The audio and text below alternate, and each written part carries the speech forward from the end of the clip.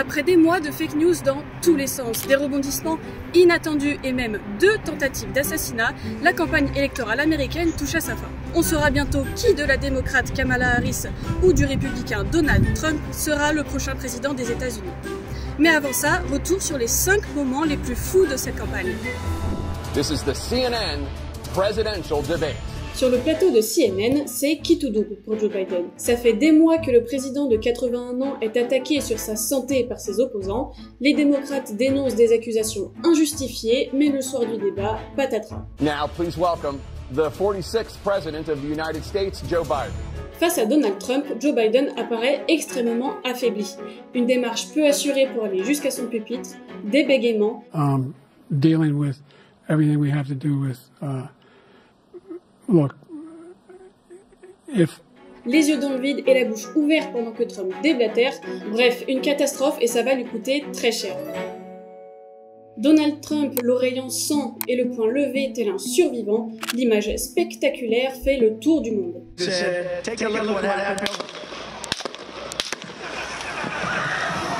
L'ex-président vient d'échapper à une tentative d'assassinat en plein meeting en Pennsylvanie.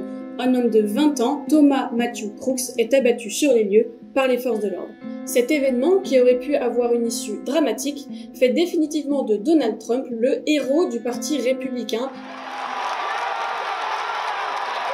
Et il ne manque pas d'en jouer. 2 jours plus tard, avec un énorme bandage à l'oreille, il est investi candidat à la présidentielle dans un triomphe total.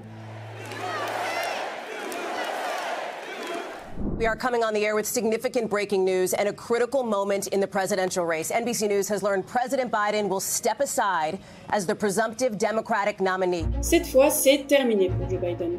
Depuis 3 semaines, des membres de plus en plus influents du Parti démocrate appellent le président à se retirer. Il est aussi affaibli physiquement que politiquement. Dos au mur et bien qu'il ait remporté les primaires de son parti, il décide de jeter l'éponge. I decided the best way forward is to pass the torch to a new generation. Dans la foulée, la vice-présidente Kamala Harris annonce qu'elle est candidate pour lui succéder. I accept your nomination to be president of the United States of America. C'est le moment qui montre toute l'euphorie suscitée par le retrait de Joe Biden. Kamala Harris est ovationnée et acclamée. Sur scène, Barack Obama lui apporte son soutien et recycle même son propre slogan « Yes, she can ».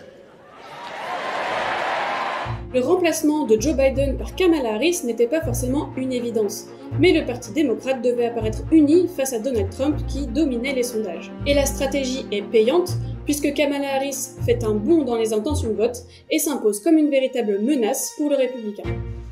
Tonight, the high-stakes showdown here in Philadelphia between Vice President Kamala Harris and former President Donald Trump.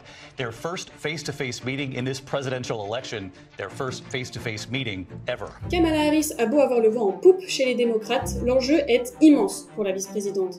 Elle accuse en effet un retard de popularité important face à Donald Trump dans le reste de l'opinion. Lors de ce débat, la candidate apparaît très offensive. Ça déstabilise Donald Trump qui monte dans les tours et se met à crier. Mais c'est surtout la fake news ridicule du républicain concernant des migrants haïtiens qui mangeraient des chats et des chiens dans l'Ohio qui tourne en boucle à l'issue du débat. In Springfield, they're eating the dogs, they're eating the cats, they're eating the pets of the people that live there.